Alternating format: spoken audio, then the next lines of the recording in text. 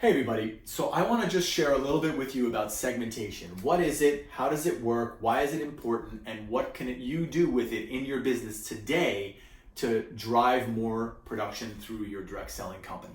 First, let's start with what it is. Segmentation is the concept of breaking your people up into unique behavioral groups so that you can understand more about what their individual needs are as a group, help to provide those needs in a more personalized way, resulting in them having a longer and more valuable life cycle with your brand. And then when they eventually do leave your brand, because everyone churns eventually, having a way better chance of having good things to say about the experience that they had with you, making it easier for you to recruit their friends and their social networks, and maybe them again one day in the future. The quintessential example of segmentation is Netflix. They break all of us users up. Most of you are probably customers. They break us up into over 1,600 behavioral segments and provide a whole different set of recommended TV shows, movies, documentaries, etc. based on that behavioral segment, so that people like us are likely to like this type of show, and they're going to show that to you. That has led to over 90% retention for them, in spite of the fact that they've been raising prices for years now, and we still keep going with Netflix because they put us on an auto ship, essentially, and they keep giving us product that we're going to consume, so we're not going to cancel. Next is ads. You've probably felt that weird feeling of an ad being targeted right at you at that moment where you're like, how did they even know that? Segmentation's a big part of that. Amazon is doing that to you all the time with their video service and their shopping experiences. Facebook is acutely doing that to you. When you log into Facebook, that news feed that you see is specifically designed for you. And no one else in the world is going to see that. And other gig companies are already using this. Other income opportunities that are competing with you every day are breaking their giggers into different segments and giving them different experiences based on that segment, which is why the retention rate of gig economy companies is continuing to rise while the retention rate in direct selling remains relatively flat, if not rising a little bit. And so how is it that these companies do this? How do you come up with a behavior segment? Well, honestly, it's basically math plus behavior. Looking at these groups of people, running a bunch of mathematics on them, and asking yourself the question, how many statistically unique groups of behaviors exist? Groups that are statistically different from each other mathematically. And you're also going to add a little pinch of experience in here. So for example, we've noticed that we added a group called top leaders into the way that we segment. The top leaders group is not statistically significant because most companies' group of top leaders is such a small amount that you can't get a statistically relevant group. However, you and I know how important top leaders are and that they should be separated from everyone else. So we did that in our segmentation. So it's 2% experience and 98% math, basically. Let's talk about what they're not. They're not personas. So personas serve marketing teams extremely well, but now marketing teams are moving over into the idea of segmentation. Why is that? A couple of main reasons. One is personas are static. So when you do all that work to create the personas that you might have put a lot of work into creating, you do that one time, but your field is very dynamic. So the group that people are in is constantly shifting throughout their life cycle. They'll move from one segment into the other and back again, or forward and up, or out, or however they do it. It's dynamic. You've got to be able to track that day over day so that when you're ready to communicate and try to affect the behavior of a segment, you know who's in what segment at that time. Next is there's no subconscious bias.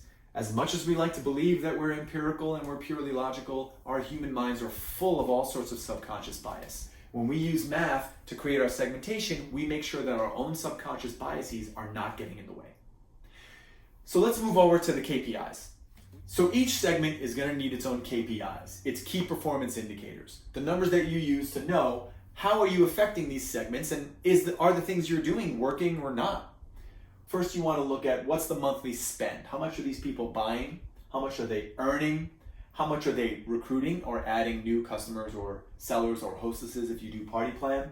And then what's their average tenure? How long does someone in this segment tend to actually last with your company? Once you know that, you can start to engage your strategy to create different types of communications and programs targeted by each one of these segments and to try to affect these metrics and get them to go in the direction you want them to go, hopefully up. So let's look at a couple of examples of how you could do that. Let's move over here. First of all, there's email engagement. Every one of us is struggling. We take so much time and energy into our emails, and then we get these really low open rates. And then even if they do open, the amount of time that they engage with that email is way lower, down in the single digits if we're even lucky, right? So if we could do this by segment, perhaps we could increase the email engagement.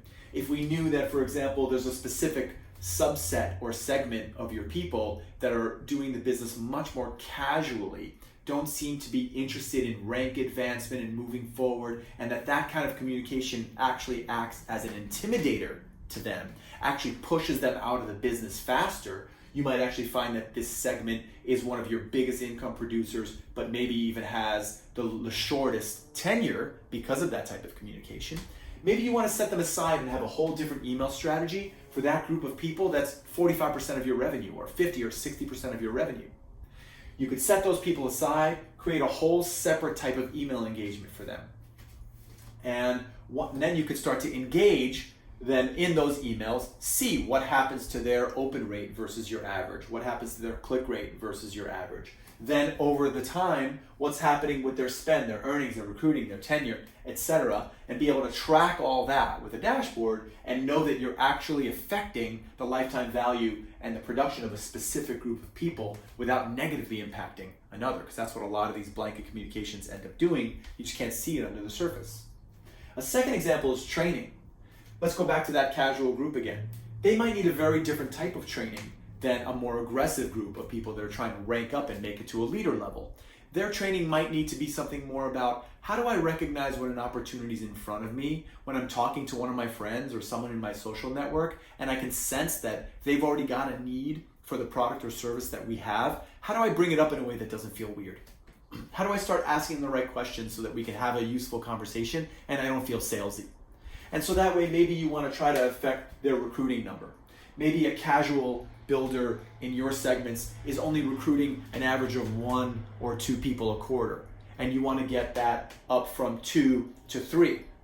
Doesn't sound like much. No one's going to get promoted. No one's going to win a cruise. But if you get that 45 or 50% of your revenue from 2 recruits per quarter to 3, you actually took 50% of your revenue up 50% in 1 quarter.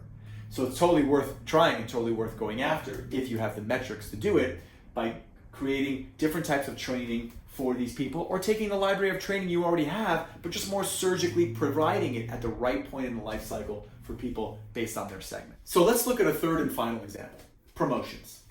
Everybody loves to run promotions because they create this spike that we all love in sales when we need it. However, there's often a very hidden cost to that if we don't have our segments tracked, we're not really seeing. And what's happening is that a lot of times the people in the higher segments who are the ones who are going to win sometimes a big promotion like a cruise, are going to reach down into the lower segments and try to pull those people up and get them to go out of their comfort zone to do something more. Now, sometimes it's good for people to get pulled out of their comfort zone, but only to the right degree. Sometimes they get pulled out. You'd be able to look at a graph by segment and see, for example, hey, this group of people did get the spike that we intended to get during that promotion, but 3 months later, there was a huge increase in churn for that group. And so by watching segments, you're able to look at the medium and long-term impact of your promotions and start over time to create promotions that don't give you that negative impact just to get a spike in 1 month, because you're actually making $1 and losing 5 over here. And so this is just 3 examples of how you can use segments. We want to talk to you more. We provide all this information to companies and a lot more. So if you're curious to learn more about segments and what you can do with them, reach out to us. As always, thanks for listening.